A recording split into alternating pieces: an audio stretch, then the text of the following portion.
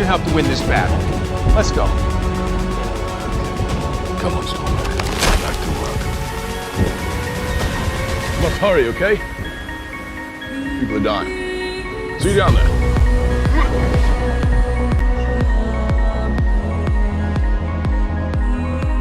All I ever wanted, all I ever needed is here in my arms. Words are very unnecessary, they can only do harm. All I ever wanted, all I ever needed is here in my arms. Words are very unnecessary, they can only do harm.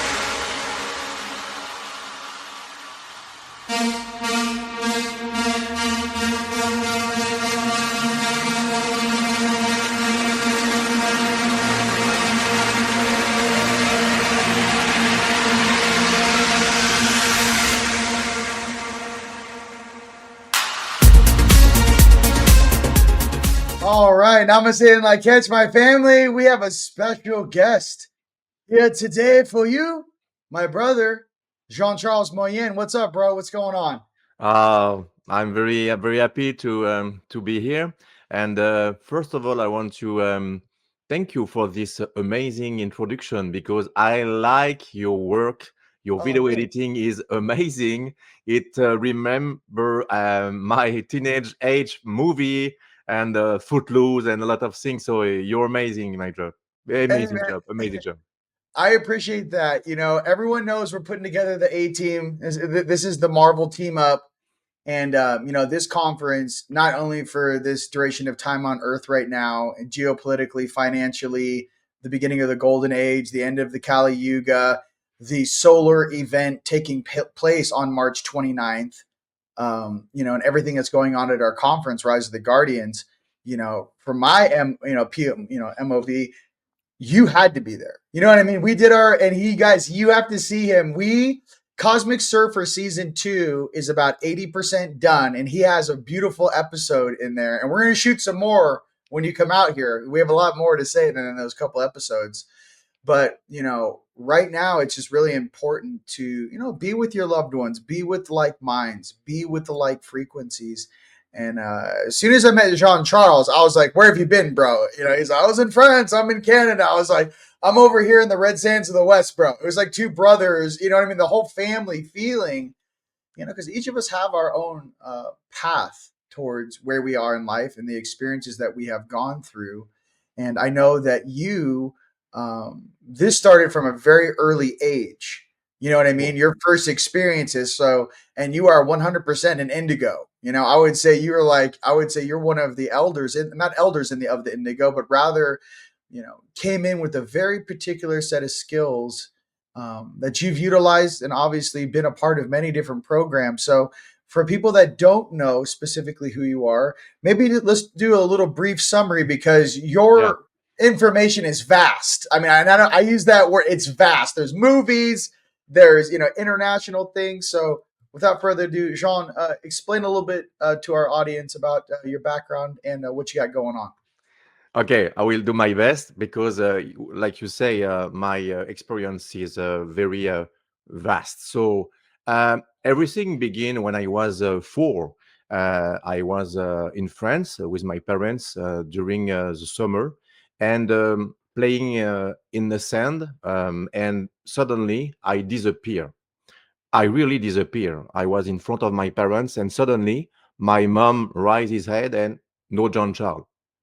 And there was panic and they asked every people, did you see a little boy? And no body saw me, and they asked to the lifeguard, and the research spent 1 hour. During 1 hour, I disappear, and my parents was very sad, and they don't find me. And suddenly, in front of my parents, I reappear like magic. During this 1 hour, I explained to my parents after that I was in space and I was in a big corridor and I was surrounded by being of light. I was very, very, very children, child. So very young. I can invent some detail. I describe the light came from everywhere. Everything was pure, and there was a four beings in front, back, and left and right, and they check my head and they talk to me in my mind in telepathy, and they explain to me and they reassure me and tell me everything is okay, don't be afraid. So when I came back to this on the beach with my parents, after this connection with the beings, I developed a lot of abilities like telepathy, telekinesis, and a strong interaction with electricity. Everything around me was interact with me.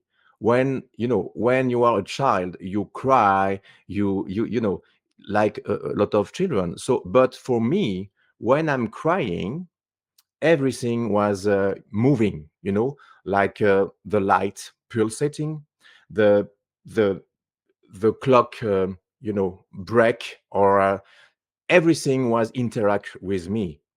And I remember one day I was with my parents in a supermarket, and I was very young, and suddenly I was very tired, and I say to my mom, I'm very tired, and she tell me, okay, we go to sleep, but we can go to sleep because we are in the supermarket in a alley. And suddenly I stop on the alley and I close my hand and close my eyes, and I say to myself, I want to resurge myself. And suddenly all the supermarket lights shut down and we were in the dark. And my mom say, John Charles, is it you? And I say to my mom, yes, it's me.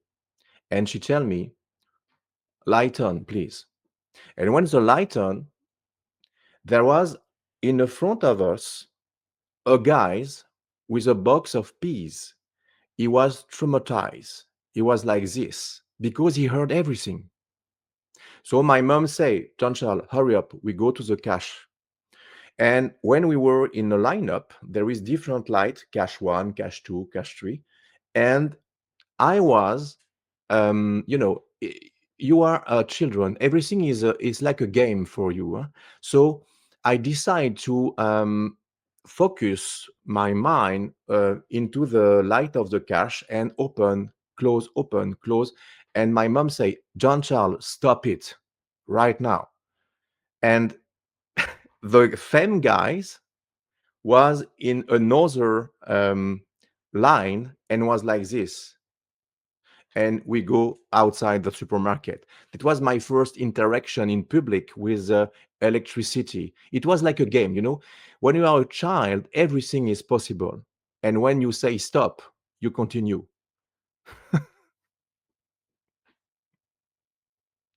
I love that. A couple of times recently, one of the times I knew about, in the universe, they say everything is energy, right? And a lot of the advanced civilizations, they go, as once you guys realize that everything is energy and how you interact with that energy, manifest, manipulate that energy, you kind of understand the universe. I remember one time I went out of phase. I just got back from a mission. I think it was like in 2015. Can't remember which place I was coming back from, but I just gotten back to Sedona and I did a drop at a cathedral where we were transporting souls back and forth. But I did a drop and I went back to my car and I grabbed the handle for the car, and my hand, I couldn't grab the handle. Grabbed it once, my hand was going through like the 3D, and I kept going, whoa. And I was like, then I had to sit there and go, my hand is going through the handle. And then all of a sudden I just slowed down, and then all of a sudden I could grab the handle, and the car opened. So I haven't done a complete phase shift, but I've definitely had like appendages and things kind of, fade in and out of the frequency. But since I mean, I did not have any of that until later in life. The fact that you were having that sort of ability set from such a young age, that's incredible. Did you tell any of your friends about some of the things you were doing? And like, I mean, I'm sure you have a best friend, right? Or some Yes, people. Yeah. I exactly. mean, yeah. Yeah. I had a best friend, and he live in Canada, close to me, and he can corroborate a lot of things when we live together, because it's important to clarify for people listening this, that my best friend don't repeat what I say. He don't repeat. He say what he lived with me. So it's not, I remember he tell me this. No, no, no. I remember I lived this with these guys. And each time I lived something very strange, except my parents, because my family was very, Catholic and Christian. So they was afraid from something, don't, when you are Christian, you believe something, and something is different in your mind, can you afraid you, so you reject this. Okay. Yeah. So we keep the secret, and my parents protect me, and each time my confidence was my best friend, because first of all, when I explained to a lot of friends, it was a bad idea, because they mock me, and I was very sad about this, because they treat on me like a mutant monster. Oh yeah, yeah, yeah, yeah. Now And then you it's realize it's later it's that you were actually one of the X-Men, and and then it's okay. Where was Professor Xavier? My whole life, I'm like, we don't have a budget. Why do me and Jean-Charles have to work so hard? I hear about all these agencies, and you hear about all these gaga, fugazi. I call it the fugazi, with all these different things, and some of the people that talk about them. And the real dudes, ladies and gents out there, we're out here on a shoestring budget, doing our best to uplift humanity, doing the real stuff. But here's the thing. If we accepted any sort of funding, let's just say, we would also have to accept the control that comes with that.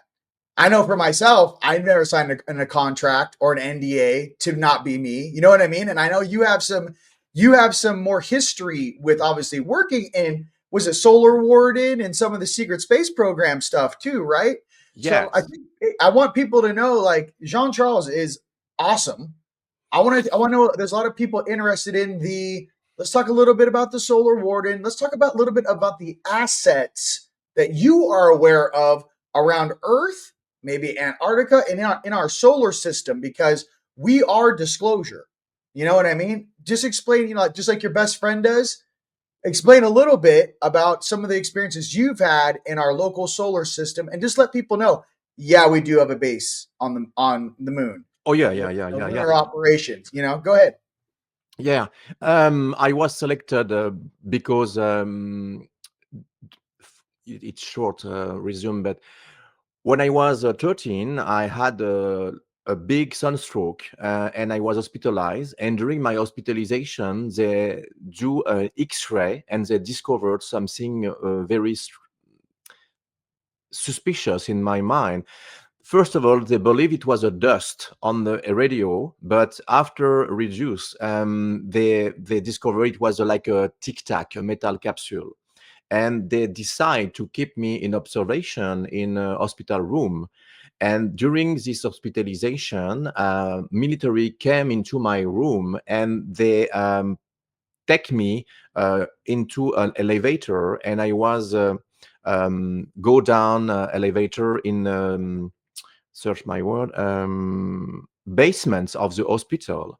And in this basement, they have different children in a lineup, and we cross over Stargate, and we were selected for a secret space program. And during my training, they test my fear, and many children failed, but not me. And because my abilities was very special, and they detect in me something very strange. So I was a part of the secret space program, but a good secret space program, because they are, like, say, my friend GP and my friend Tony. There is a lot of secret space program. Many. There is a good and there is a bad, like two side of things, So for me, I was training with a lot of children to be a part of in the future, to rescue many people slave in a different universe, different parallel system from the slavery of a reptilian Draco. Okay, so during my training, I was a young teenager. After that, I was continue my life into the civilian life. And after that, at the adult age, it was the second part. I was involved in a secret space program for the sequel of my program. But I was in a military parachutist commando. Okay, during my military service in France, I was in a base. I can't name it because it's for my safety, for me and my family. So during my training in this base, I had an accident and I was hospitalized.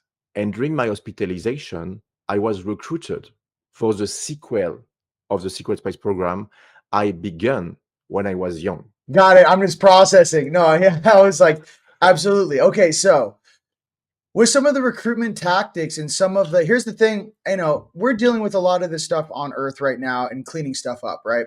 What are some, I always like to talk about the training. I've actually met some new friends here in Sedona. Obviously, I love Riggs. JP is awesome. I always like to give the audience, and our family, because we're really like, there's a lot of ground crew on Earth right now, the gritters, the healers, and there's a lot of beings that actually deal with the multi-dimensional cleanup, not just in the physical that's been taking place above and below ground in different dimensions.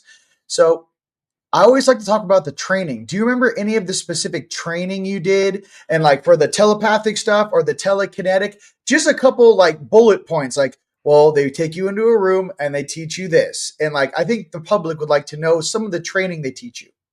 Yeah. First of all, for me, because I was a special, I was only one with a mantis. A mantis was my friend, and she trained to me to, how can I explain, control my mind and my think. Because in the future, if I was in the front of the Draco reptilian, first of all, Draco reptilian is very powerful. 99% of abilities of this creature is huge. They can read in your mind before you do something. So my training was think another thing before I sing. It's like she tell me, you must create it like a screen with a snow, like when you are no program in your mind before you kick the opponent. So the training of the mantis was focus your mind and try to fight me, and don't think you want to fight me, because the Draco can read in your mind before you do something. So the training was martial arts with different abilities. You must think different, and it was very. It's hard to explain, but when you are in the situation, I totally understand what you're saying. 10 or 12 feet black Draco, not Yep. Black. Draco only, black Draco with a wing in the back, and they Mhm. can read in your mind, and they are very fast. And in the tail, there is like a knife and Right. with a bone, and they can cut you like this in a fraction of second.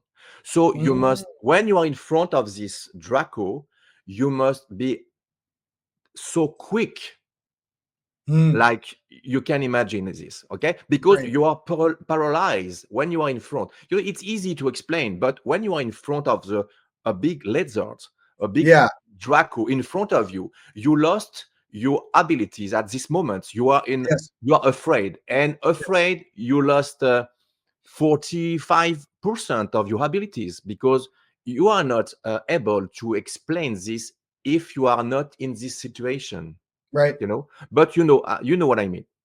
Yeah. So I mean, when here's the thing about me. We don't. The I have a lot of memories of working and being on ship, and especially during the Gate Wars that were going on all the way up till, goodness gracious, I woke up in '09, so 10, 11, 12 into 13, 2013.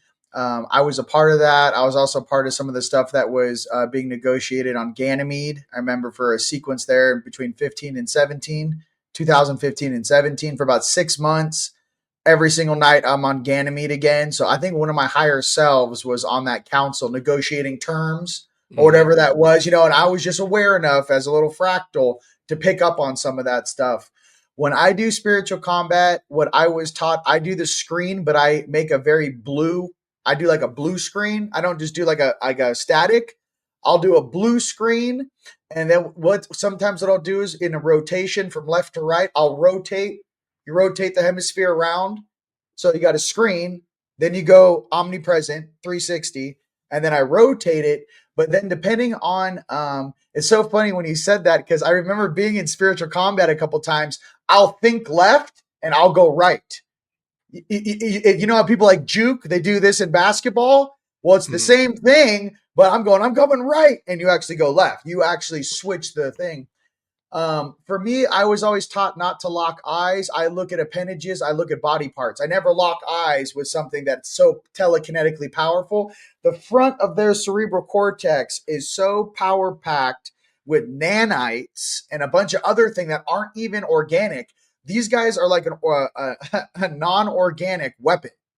I mean, Mhm. they were created to be like the scariest thing, right? So I always remember, and like I said, my training, when you start bringing it up, it's interesting.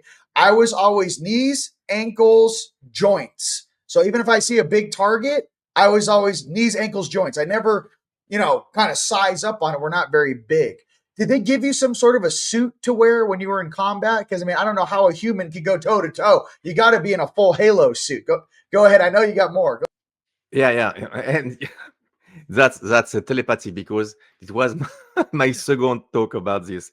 Yes. Hello, the series Hello is very important, because if you know my story, it's look like the producer copy my story. First of all, my name is John Charles, the person called John, 177, and my birth is 77. But he had the abilities. He was abducted when he was young by a young blonde woman with a blue eyes, like my story.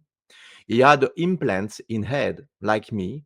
He fight a reptilian, like me, and he have interaction because DNA is special, like me, and he have a gamma brain wave, amazing brainwave. I was tested my brainwave with my friend Dan Winter in my documentary Stars with Evolution 2. And he can connected with the arc, and he can teleport himself. So when I spoke to my friend Michael Sala, he say, "Oh, it's very, very weird, Jean-Charles, because it's 100% that producer know your story, because Halo is like my story, but I explain my story many decades before this movie exists. Except the game Halo exists, but it's not the same thing of the series. No, it's not. The Net story's completely exactly. different. When they did the show, it has nothing to. The background may be similar, but the story's completely different. They mixed a Exactly. lot of stuff in there. I remember watching that, and I couldn't peel my eyes away. It wasn't like that the acting was that good or anything.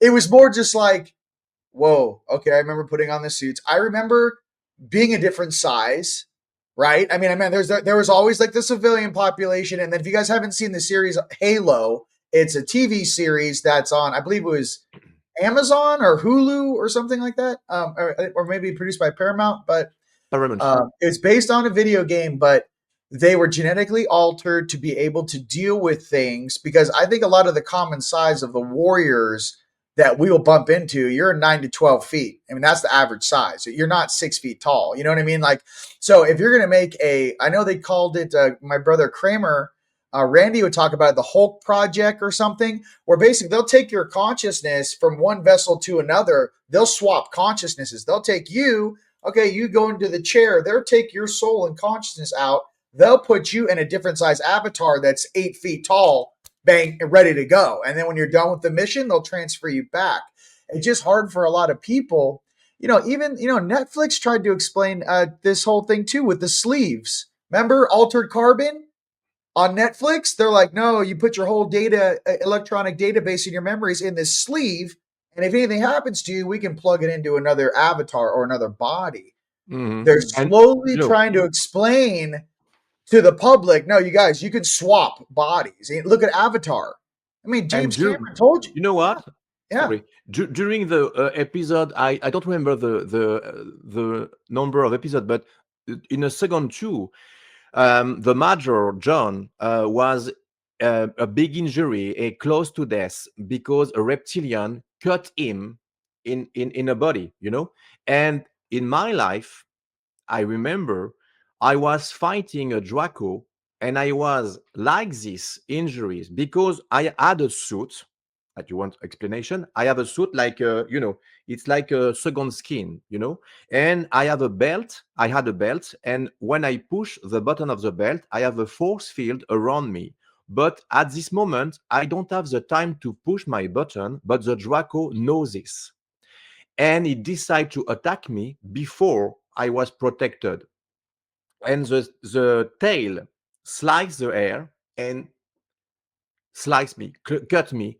And I was evacuated in the Solaris, was my spaceship, a part of the Solar Warden, in a medical center, in a med bed. And there is a crystal in a med bed, and I was healed in a liquid. I was floating in the liquid, and I was ill completely. Was So it blue? when I watched this episode, I was very emotional because I said, "Oh my God, the similitude of Similarities. Yeah. this scene." Well, yes, and the Major was close to death and was evacuated, and there is something very strange and something very, very weird, and it's impossible that's the producer. I think the producer searched the story like you, me, Mhm. Randy, and they inspired by our story, Right. and because it's not a chance, it's impossible. You can't, unless you have some sort of experience, you can't imagine or pull that out. And here's the thing too, people have to understand, even with all of the comic books with Mr. Lee, I forget his first name, but Lee, I forget his last name, who passed away, God rest his soul, but he created all the Marvel comics with his buddy. Here's the thing. You guys think they're creating those comics from a human chemical computer component. No, their higher selves are coming through them and they are creating stories that have real validity. They're just doing it in a very almost comic book or lower density Earth 3D slow way so everyone here can understand. So, no, there's definitely a lot of similarities. A lot of the technology, and I know a lot of the Syrian technology that I was aware of in the sixth dimension from Sirius B. My dude would get in firefights, and a couple times, he would, he's a very, very awesome dude. But one time he was in surgery, and I remember them actually like almost unscrewing a panel off of my chest and my abdomen and almost replaced it with another. So it's not 100% organic. It's almost like they have skin on, but underneath there is a solid titanium. It's a stronger than titanium, adamantium type undersuit Yeah. that they can replace and move. So it is organic. It's not all, robotic. But when you're dealing with this level of technology, when you're dealing with this level of evolution, you got to just think about on Earth, take our, not that I want to, say the weapons or how we do war now, right? Which is changing with the drones and everything. Take that 100,000 years into the future. What does that look like? You know what I mean? Like, what do you think that is? Do you really think we have carbon bones? Do you really think a 200-pound man with bones made of magnesium and calcium is going off against something that weighs 700 pounds? It's not.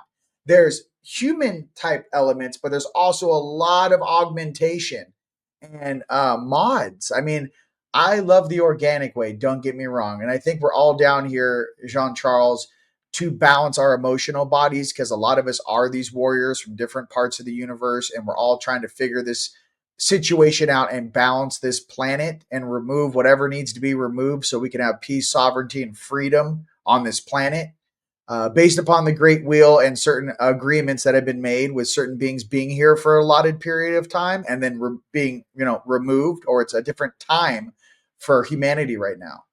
But I do feel like some of us do come down here with the sword and the shield. Some of us come down here to heal and love, which we are from our hearts.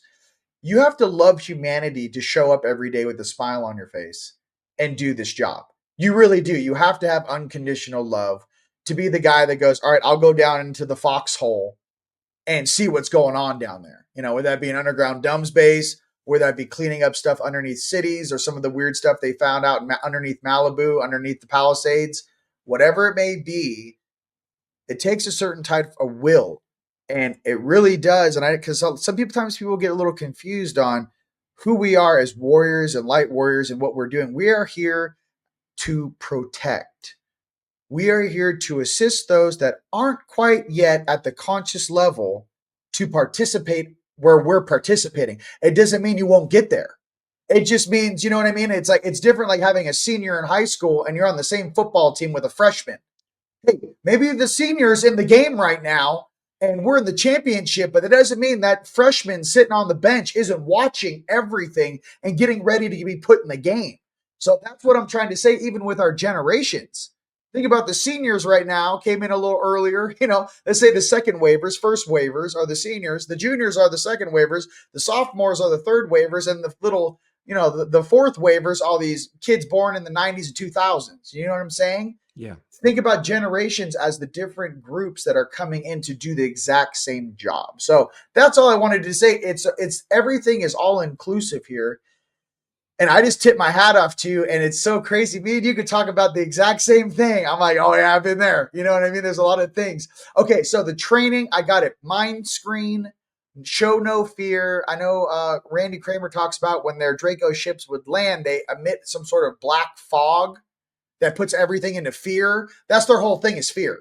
Yeah. If you don't fear them, then you start tactically looking at them, how you can take them apart. So the first thing they try to do is control the energy and to put you in a state of fear, right? Mm-hmm. Mm-hmm. Okay, so what's some of the other training you went through that maybe to prepare for teleportation or to prepare to walk through a Stargate? Because it's not just you just go right through a Stargate. There is a mental preparation. There's a lot of things you need to prepare for. What are some of the things that people would find interesting about traveling through a portal?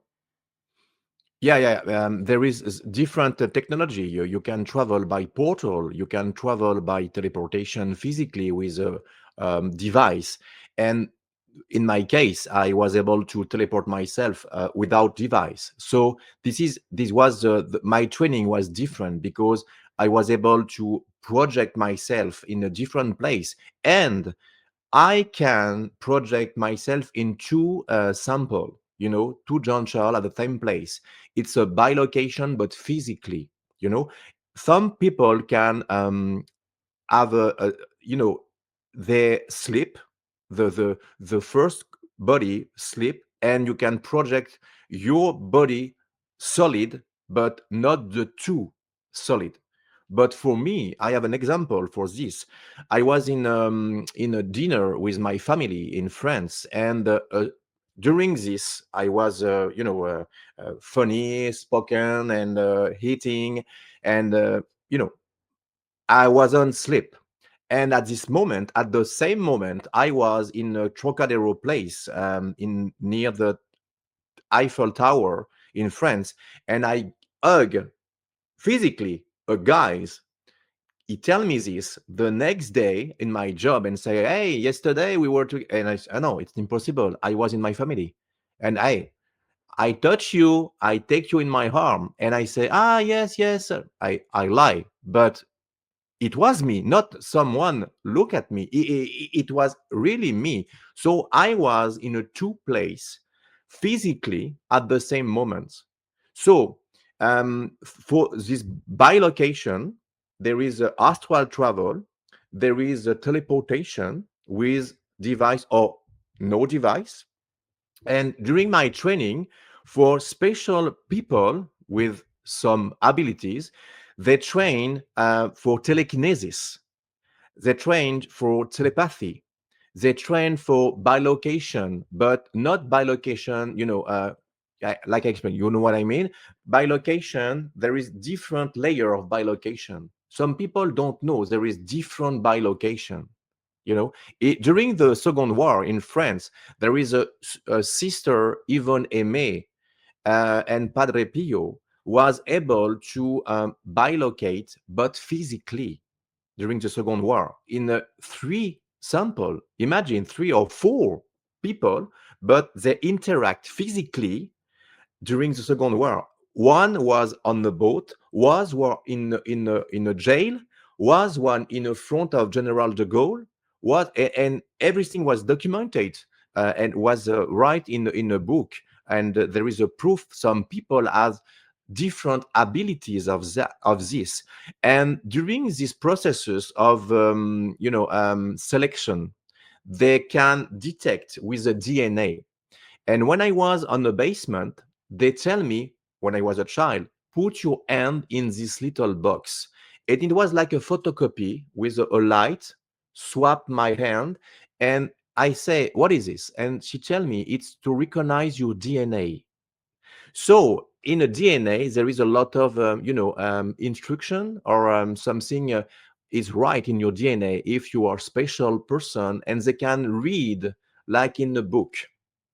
And with this, they can select people or children, because the children is pure and the children don't have a fear. You have a fear when you grow. When you are adult, you say, "Oh, no, no, no, I can cross into this is too high." But a child say, "Okay, I do it." You don't have the same fear when you are a Right. child, right? Right. 100%. So, it's very interesting, especially when you're a younger child. I mean, I don't know what years it is. And I guess maybe from 6 months old to like 4 or 5 years old, there's a magic window there where you can teach a kid 8 languages.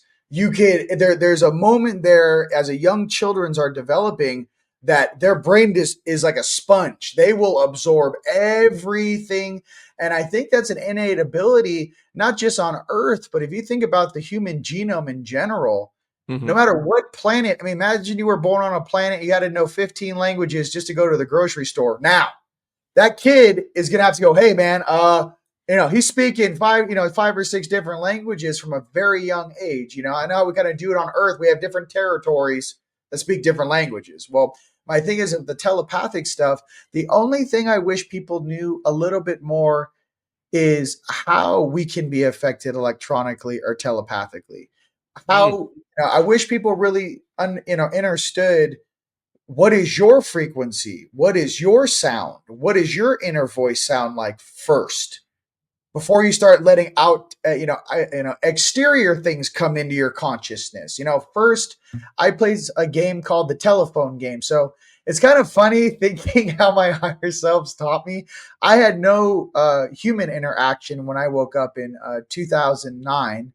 My 8D Anunnaki was kind of sharing the vessel with me, and he was my private teacher for the first 3.5 years I was awake. So I went from I woke up in '09 with an 8D Anunnaki, 8-foot tall dude kind of merged in here with me. And then it was like, I had to then hack my way into 4D, 6D, 8D. I had to come up. He jumped in. And then I had to work, what's my 4D? What's my 5D? I had to kind of figure out the whole mechanics of it. It's very strange, But at the same time, too, during that duration of time and how we're staring at everything on Earth right now, I think a lot of us got activated to a very high level, maybe more so than a normal incarnation, obviously, or a normal ascension program, obviously, because this world needed help. You know what I mean? There was protocols being broken, like, hey, get them up now. I did not wake up. I was activated. And that's a little different than someone's like, oh, I eventually came online. They booted me up. I created the first How to Astral Project video on YouTube in 2000. I woke up in '09. I think 2010, I loaded the video. It then blew up all over. I had all these, hundreds of thousands of subscribers and videos. And then when I wasn't really participating with the control, they shut it down. You know how that goes.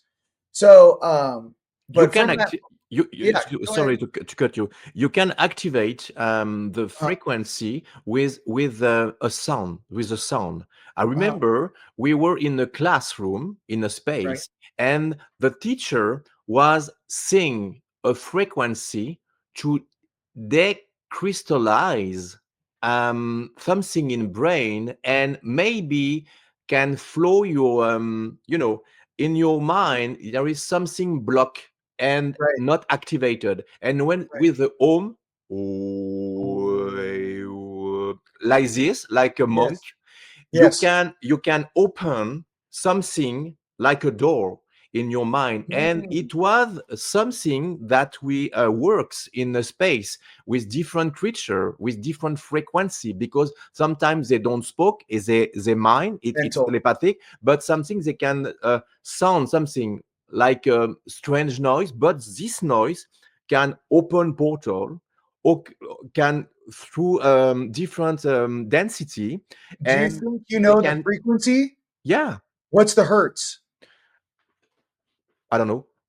432. For example, 432. Yeah. No, I don't remember. Or is it super low? Oh, it was low and high, and sometimes it was they probably mix. a gamma. It was gamma into something. It was Yes. gamma. Okay, gotcha. It was a pulse wave. Okay. Yeah. Yes, and they have a device, and they can in a screen you can saw your gamma brainwave, and during the processes of they were hemi-syncing your hemispheres. Okay, I got it. Okay. Me and you were like, oh, they're hemi-syncing. So for everyone out there, your left and right hemisphere of your brain exactly through the frequencies, or another way to look at it is your conscious, subconscious mind. Through certain frequencies, they are bridging that, right? Like your device with a pyramid in you. Yeah. When I was under the pyramid, I remember I felt a tingling into my brain, and when I get out, it was finished. But when I was sat in your garden, I was with Tony, and I decided to take a picture, and I was under, and I say, oh my God, that's creepy. It's like ants, light ants. And it was cool. And I said, something activated. When I want to share this with you, but it was interesting sensation. Oh yeah, so he's referencing last time Jean-Charles was in Sedona for the Odyssey conference. He came over to the house. Mm-hmm. I've got 9 powered plasma pyramids on the property, and he was sitting in a new prototype. And I don't even think I had the PEMF on, but I did have the Plasma Kesh engine on. And what's so crazy about me, bro, is like I've gotten so used to this stuff. When I'm like it's hard to make me leave. Like people think like, oh, you get to travel the world and go and do all these cool missions. I'm like, you guys should hear me at 5 a.m. talking to my higher selves. I'm like, I ain't going. I don't want to do it. Like, come on, baby. I'm like, why? You're gonna drag me? You're gonna drag me through the garden? I don't want it. So what I'm trying to say is like, you get used to a certain frequency where none of that negative shit's coming in here and you're staying high vibe, you're so much more productive. You're so much happier. It's a different vibration of existence. And then when you have to go, here's the thing though for us, and I know you know this, Jean-Charles, you're about to travel and come over here to Sedona, and then we'll take you right back up. But for everyone coming to the conference and everything, listen, Sedona's going to launch you right back up. But there's something that light workers and the very empathic and intuitive people need to know. There was two things. Why I went to Conscious Life LA. Obviously to support my partner and my friends that were there, but no, the real carrot on the stick, and see my brother and do interviews and stuff, but the carrot on the stick was go get used to being back in the population again. Because what happens is you get so isolated in your own zone, you become like Yoda in the mountains or like Obi-Wan Kenobi. They're like, now go dive headfirst into the collective. And you have to, it sharpens your blade. You know what I mean? Same thing last weekend. I had Suzanne Ross's conference. I don't really interact with people. I know I'm kind of a private person. I work at home. You can catch me at the gym or like the grocery store. That's pretty much it. Or I'm on a mission, right? They keep it really tight over here with me and our family. But what I'm trying to say for everyone out there and coming, sometimes you gotta sharpen that blade. You gotta, hey, I haven't practiced energy defense in 8 months. You've been living on an island in Kauai and there's nothing around you. You know what I mean? It helps because your reflection, when you're moving through the density, other people's higher selves and people get to ping off of you and resonate off of you like a bell. You become a resonator in the collective, like a light in the darkness. You know what I mean? So for a lot of people, I know you're probably the same way. It is difficult, and you're up in Canada right now. You're probably living in a forest like Aragon right now. You know what I mean? Listen, I know I'm up in the mountain. So for everyone coming to the conference, for all the empaths across the planet, from here to South Africa, listen, we know that especially right now, everyone wants to stay high vibe. But this is what I want. You know, the important thing is though, what you don't see is how your reflection sends ripples to everyone at the airport, in the train station, in the transporting at the grocery stores. It's your light that the world needs, brother. Exactly. But when you are in the forest with your light, watch out, because your light attracts a lot of things, and sometimes you don't want. Listen, it's not, it's like Skinwalker Ranch. Listen, I'm not trying to say, Yeah. listen, I'm not saying I haven't put some reptilians in a headlock in my backyard in Sedona. I have. Okay. We have some sort of treaty going on right now where I know what's going on over there. I'm like, all right, look, I'll be over here. Same thing with the Grays. There is a Bradshaw Ranch too, huh? Yeah, Bradshaw, I would like to, we'll talk in person about Bradshaw Ranch and how they kind of stole that from the Bradshaws in 2006. But, what I'm getting to is that it's like a workout, and I know it's weird. I know there's a lot of people out there that don't want to do it anymore. Here's the thing. The world itself is changing, but the one thing you have to remember about yourself is I can do things now and deal with things now that would take me out for a week, 2 weeks, maybe even 6 months. You know what I mean? Like, oh my God, I'm going to sleep for 3 weeks. You slowly keep getting stronger. Now, things that would upset you for 5 days, you deal with in 12 seconds and you go, oh, I remember my first beer, try again. I mean, you're literally hacking the system. As the viral programs are coming in, you're actually undoing the web live. You're not waiting for it to settle on you. You're like, you're pausing these things at 300 yards going, no, we're good. It's not 2015. Try again, ladies and gentlemen. There's something about your light and how you get stronger. And I think that's what a lot of people are feeling right now. And they should. Your guys' frequency across Earth is increasing. It's not going down. We're going like this. And the issue is that we keep getting those solar flares. We keep going, that angle keeps pitching until we're going to start going straight up. So for everyone climbing a mountain out there in your own life and getting rid of your old belief systems, getting rid of that fear, getting rid of that anxiety, getting rid of that hesitation and doubt. You just remember, you're climbing this mountain called your ascension. It's like Mount Everest. And we're about 1,000 feet from the top. We're in the dead zone. You can't stop moving. And as I say that to everyone right now, with their keep in a positive way, keep one foot in front of the other and keep moving. Because as soon as you stop, you may be in that VCR loop for 6 months or 6 years. You don't know when you're going to come out of it. So as long as you keep going, hey, every single day is getting better and you keep moving, that's how I do it. I stay, I believe they call it optimistically stubborn. I'm stubborn and optimistic. And I just go, no, we're going to keep doing this. It's going to be, insane. With that, my brother, what are some other things you might be talking about at the conference for the post-conference at the Humankind Center? I can talk about my last teleportation in Peru, in Ark, and Sedona Ark too. Beautiful. Well, hey, we're going to talk about the space arcs. I mean, JP and Riggs is going to be there. Listen, I don't think they understand. If you're like a newbie and you're showing up here, you're going to meet some very educated. This is this is my reason why I'm traveling with Melanie, my wife, to Sedona for 10 years, because with 10 days, because we want to found the place where I was, bilocation, into Sedona. I hope maybe I can find the place where the Ark is hidden. Or you can just ask your brother who knows exactly where it is. Yeah. I'm not going to say it publicly here on Fluff. Yeah, exactly. Yeah. You're going to need about 4 bottles of water, a sun hat, and it's about a 8-mile round trip. 4 miles in, 4 miles out. I know exactly where it is. Okay. Yeah. But hey, listen, here we go. Here we go. Field trip with Jean-Charles. My brother, hey, listen, everyone come out to the conference. If you don't have your tickets, teamlightstore.com. The post-conference is listed there as well. My brother Jean-Charles will be speaking, I believe, on April 1st at the Humankind Center. You guys got to come out and no, you're not. You are April 1st at the conference, Sedona Library with yes, I believe Riggs and the other people, the other great speakers we have.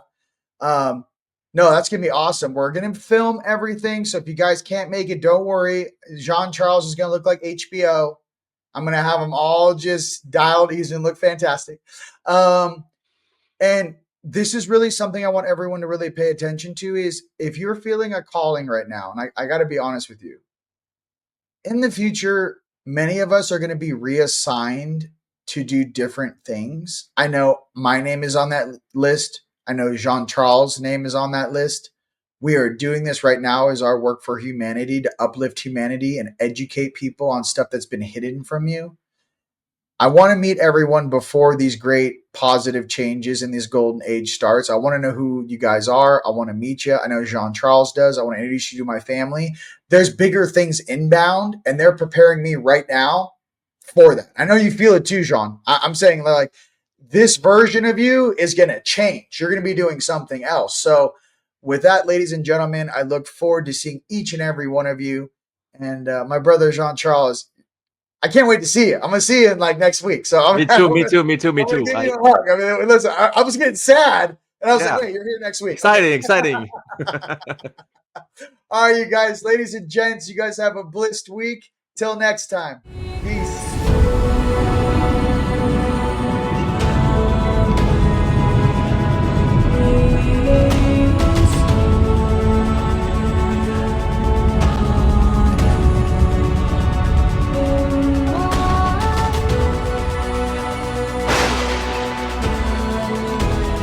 Thor! We need your help to win this battle. Let's go. Come on, Solaris. Back to work. Let's hurry, okay? People are dying. See you down there.